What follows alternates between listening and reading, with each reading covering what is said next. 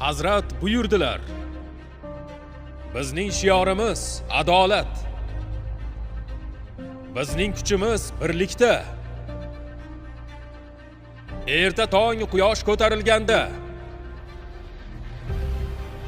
hech bir askar g'animdan yuz burmasin. Kimda kim qo'rquvni dilga jo qilsa, u bizdan emas. Dushmanni safini emas, ruhini sindiring. Zero dunyo faqat botirlarga bo'yin egadi.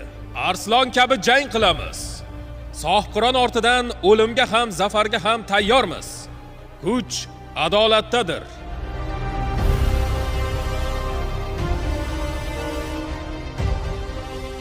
Darhaqiqat, kuch adolatdadir. Bu nafaqat bir shior. Bu ulug' bir saltanat bunyod etgan Sohqiron Amir Temurning hayot mezoni ham edi. Aynan mana shu iroda tufayli tarqoq ellar birlashdi, mustahkam qal'alar zabt etildi.